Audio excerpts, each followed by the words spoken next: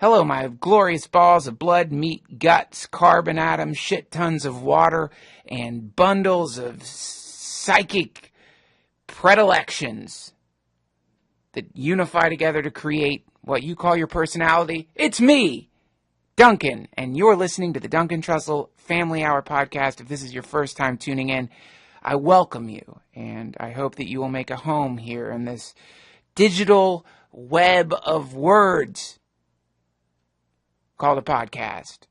It's really cool that you're listening, though. Welcome. I wonder how you heard about it, or why you heard about it, or where you saw it, or how you got pulled into this son of a bitch. And it's exciting to me to think that even for this one little moment, you're allowing my raspy, lesbian-sounding voice to stimulate the forest of dendrites and neurons that make up your brain. What a complicated mass it is up there. Just a tangle of strange, fibrous bits of flesh filled with sweet bubbles of dopamine and serotonin, and weird tides and electromagnetic currents that go rolling through your brain instantaneously based on whatever's plugging into you, or whatever you're plugging into the universe. It's a weird thing, man. What have we done? Original sin is what they call it.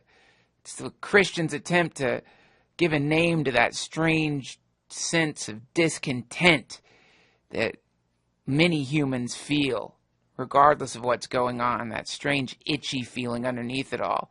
I was sitting in an airplane, flying, and listening to a conversation happening in the seat in front of me. And the guy was telling his friend, you know, as long as I keep moving, I feel fine. It's when I slow down that I don't feel so great. And that's what a lot of people are doing. They're in a constant dance, which is a attempt to evade that feeling of dissatisfaction, that the Buddhists call fundamental dissatisfaction. It's that thing that happens where even though everything's going great, even though all phenomena are aligning to get you anything that you want, if that's happening to you, you still get this weird sense of, man, I don't know, something doesn't seem right. Some people describe it as the shoe is going to drop feeling, or the idea that, you know, in cartoons when you're walking down the sidewalk and everything's great, suddenly a piano falls out of a window and lands on your head. This, of course, if you really think about it, all of it is the result of the fact that we're going to die. And that kind of sits in the background of every single thing we do until you've acknowledged it, faced it, dissolved it. Then you're going to walk around with it, and it's going to make you do funny, strange things all the time. It's the mother of superstition. It's the father of neurosis. It's the elephant in the room wearing the mask of the Grim Reaper. And lots of folks don't want to acknowledge it. I'm terrified of it. But the beautiful thing about the concept that so many of our neuroses are directly related to our inability to comprehend the fact that we are going to die, that everything we've done in this world will eventually be forgotten, and everyone we know will be completely wiped out, transformed to dust. The person you love the most, whoever it may be, from the depths of your heart, will experience the pain of death and eventual annihilation. Thank you guys again for tuning in. This is a comedy podcast. You can find us located in the comedy section of iTunes. The beauty of it all, though, and it's really exciting, here's the thing. Do you want to treat the symptoms, or do you want to treat the illness? Do you want to treat the cause? You got to get the root. You got to get in there to the root of the thing and yank it out. You don't want to just treat the metaphysical pustulant blisters that erupt in your psyche every time you get close to the fact that you're going to die. And these blisters, they're different for everybody. For some people, the blisters manifest in the form of incessantly masturbating. A lot of guys do that. They're just constantly jerking off or fucking constantly. And basically they're trying to fuck away the Grim Reaper. They're trying to fuck away death. They're trying to just thrust their cocks into their hands and pussies and mouths and assholes, because somehow for that little bit of time there's the distraction from this aching, cavernous, festering, infected darkness, this thick boil of death fear that is in their hearts. Look, do you want to know, or have you ever wondered, have you ever found yourself late at night watching videos on YouTube of people extracting pus from blackheads? Has that ever happened to you? It has to me. Have you ever found yourself late at night watching 30-minute compilations of the best pus zit popping videos available on the internet? I know I'm not the only one, because these videos have millions of views, which means that millions and millions of humans will settle down after a hard day's work and watch videos of people exploding their pustulant blisters and filming them for YouTube. Ancient blackheads in people's legs and stomachs, incredibly gigantic, thick, crusty, volcanic blackheads that have been ignored for years and years and years, festering there. And at the base, this cavern of pus slowly growing and expanding, getting bigger and bigger every single day, until finally, for whatever reason, they make the decision. They're going to pop that motherfucker. And they don't care anymore. They don't care about the pain. They don't care about the embarrassment. They get their family to gather around them. For many people, it seems to be some kind of ceremonial religious experience where their entire family gathers with tweezers, alcohol rubs, varieties of zit-popping implements, and they spend at least half an hour toying with the blackhead, pushing it up, prying it out, and then finally yanking it free. And once it gets yanked free, there's an almost seminal explosion of festering, mucousy, white blood cells set free. They've been stuck down in there like some kind of Godzilla trapped beneath the earth. The family will cry out in delight. There will be overwhelming joy. There will be remarks about the strange, pungent stench of the exploded zit. And then people will comment on the massive size of that crater that is left after all that crap has been excised from their body. So why do people like to watch that awfulness?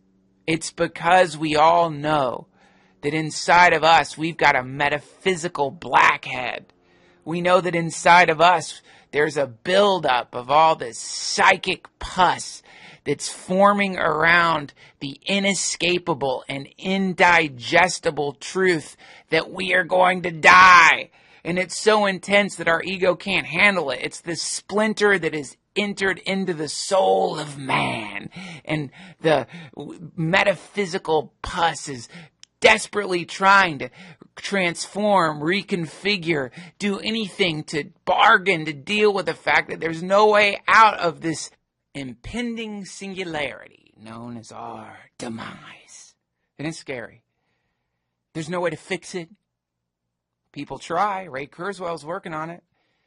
But theoretically, based on the fact that every single human and every living organism that has ever been born on this planet has died, except for us, the current generation crawling around on planet Earth, the odds are pretty good that you're going to eat it, brothers and sisters. No way around it. Which is why you got to start making deep cuts from time to time. You got to start making deep cuts. What I mean by that is, from time to time, you got to take a look around your house, take a look around your apartment, look at all the shit you've got piled up. Man, I've got closets full of shit. Useless stuff. I'm in the process right now of making deep cuts, throwing away everything. just tossing it all out. I got inspired by my friend Michael, who told me that he managed to get rid of all his stuff except for 2 suitcases worth of things, which is to me badass. That's a sign of an advanced soul. So, you know what? I'm doing the same thing, making the big, deep cuts, because it occurred to me as I was going into the closet in my kitchen and looking at the piles of just, I don't know what, screws and attachments for appliances that I no longer have, defunct coffee machines, Roomba attachments, strange tools that are useful for one time only with like some furniture that's long gone. All of it just put into boxes and pouring out of boxes and stuff. What's it fucking there for? It's there because, for whatever reason, I haven't been able to acknowledge the fact that I'm going to die, and it's some kind of desperate attempt to cling to this universe that all of us are being pulled out of with every breath that we take and every single heartbeat that we have. I have kept shit around that I don't need. That's what it is. All of your excess stuff is the equivalent of your fingernails digging in to time in a desperate attempt to not be dragged away by the Grim Reaper. And that's why you see that. That's why there's a show called Hoarders, where these poor bastards gather around them this massive constellation, a universe of useless shit, garbage bags and filled with French fry packets, stuff like that, like stacks of salt packets or old Advil bottles, long empty, tequila bottles, any kind of bottles, soccer balls, sports equipment, never used, hockey sticks, old moldy fishing nets, and hooks hanging from rafters above mattresses that haven't been laid on since the 80s. This is what a human being does to avoid merging in with the universe. By having all this stuff around you, you get to wear it like some kind of disgusting, stinky, moldery conch shell made of old jizz socks, Dorito bags that you ate in the mid-'80s, CD collections, DVD sets, old video games, video game consoles you no longer use, and a countless ocean of screws, nails, rusty bits of metal, and gelatin cooling sacks that are for your sore back that you never have, and you'll never use them because they're underneath 4 dead raccoons that have mummified because they tried to get into one of your Dorito bags and your mattress fell on top of them. It's all an attempt to evade the truth that we're going to die. That's why we keep all this shit around us. So, to me, there's something really cool if you're one of, and I know people who are far worse than me, but I definitely have the tendency to store shit I don't need. But anytime you run into somebody who's got stacks of crap, it's pointing in the direction of the fact that they are terrified, and they should be. There's a good reason to be terrified. I don't want to die. No one does. But that's why there's this kind of, it's a magical experiment. It's a really cool way for you to sacrifice to the gods.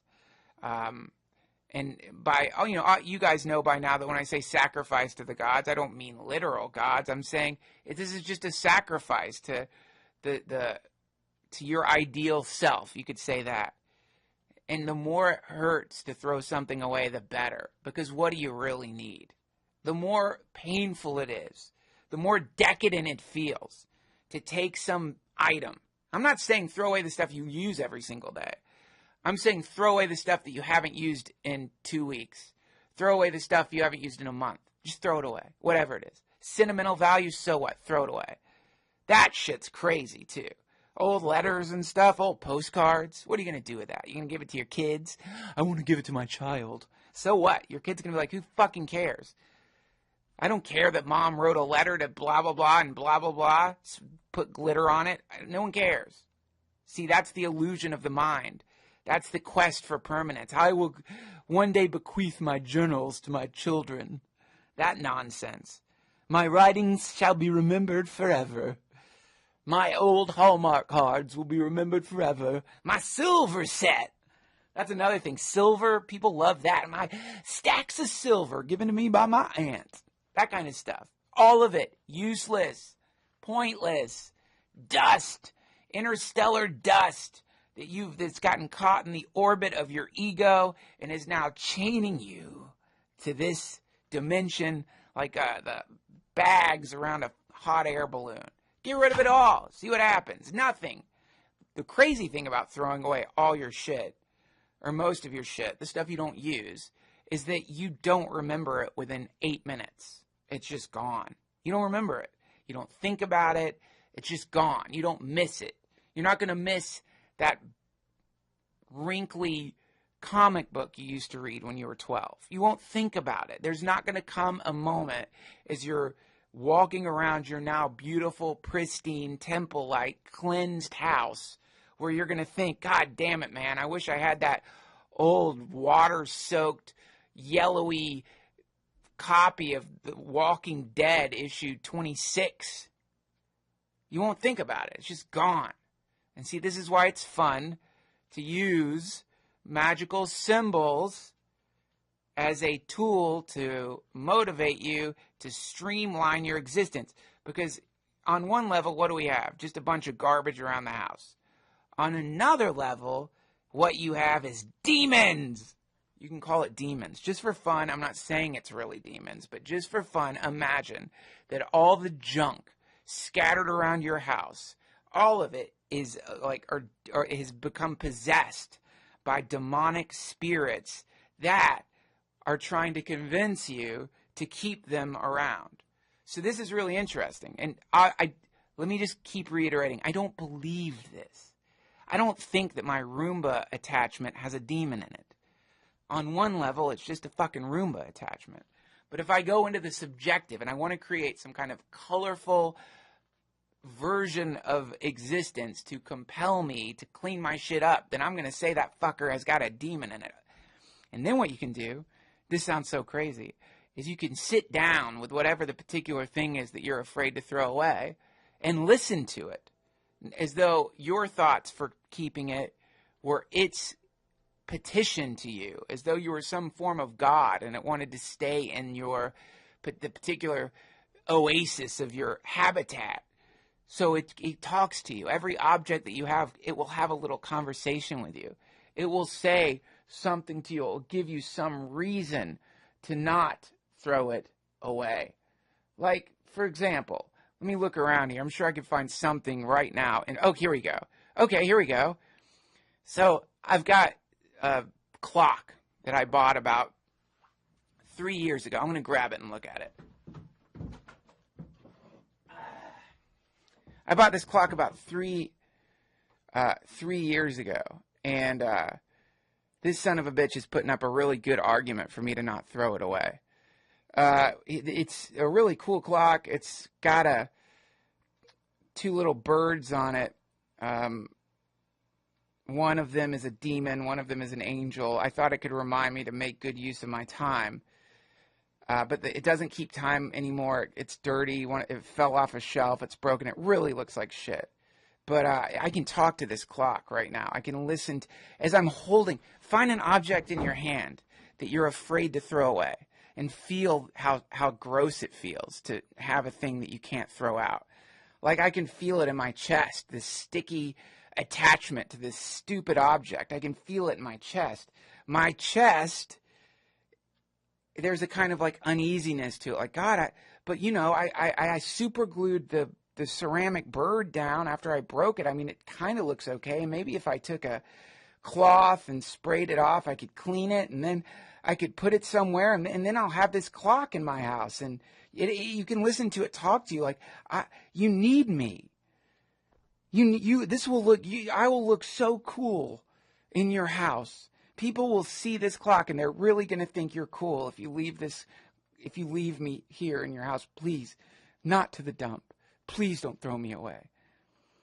It's interesting, you know, attachment. It's really fun, and objects are a great way to study attachment. And then what you do after you've had this conversation with your object, whatever it may be, hopefully you had the conversation in front of somebody who's an asshole so they think you've gone crazy. You do this. Listen to this.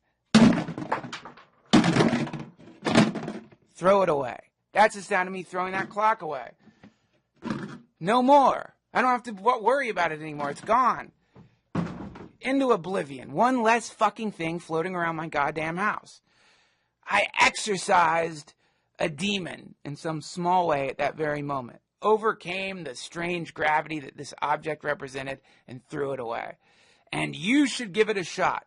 Because here's something that's really, really cool to me. When you clean a room of all the excess shit that didn't need to be there, it feels as though the room is breathing a sigh of relief. It's the strangest thing. If you've never experienced it, you've probably have a very messy house.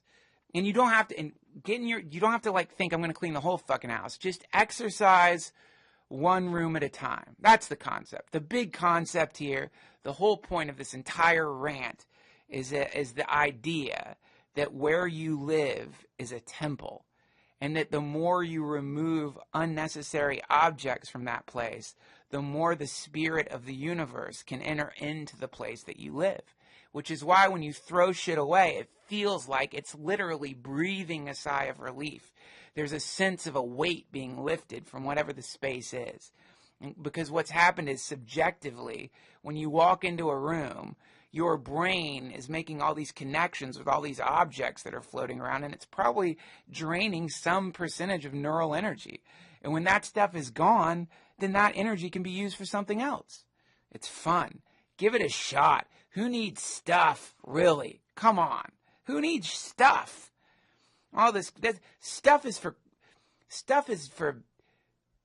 weirdos. You know, when people have a lot of shit, you don't need it. How much can you really use of your stuff? I mean, unless you're like a collector or something. Like, I get it. Someone who has like coins and you take out your boxes and sort of ceremonially go through your like stamps or whatever. I get it. All that's fine. I'm talking about the stuff you don't need anymore. Slice it. Cut the fat. Accept your own annihilation. Begin the process of evaporation by evaporating the things that you don't need. See what happens. You're going to feel a million times better. And I got to get back to work. I'm about to interview. By work, I mean I got to get back to throwing away my shit. Christ, so much. And don't do the yard sale thing.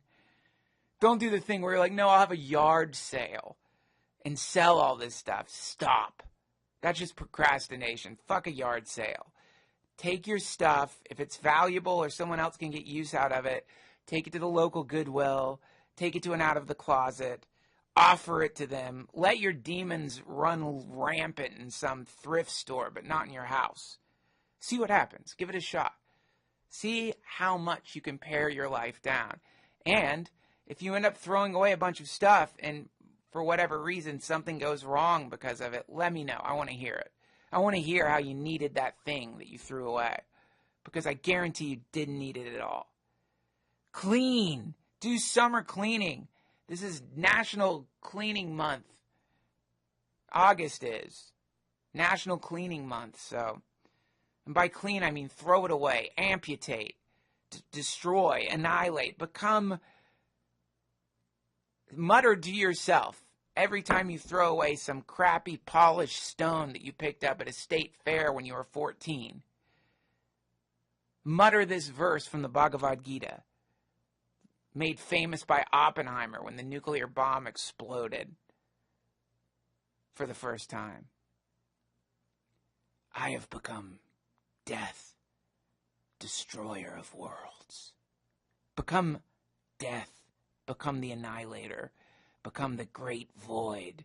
Become the cloaked, skeletal reaper of matter. Because the more you get rid of stuff, the more the stuff you need comes in. That's my theory. Give it a shot. We got a great podcast today with a true nomad, somebody who I guarantee doesn't have much stuff. Chris Ryan. And we're going to jump right into that, but first, some quick business. This episode of the Duncan Trussell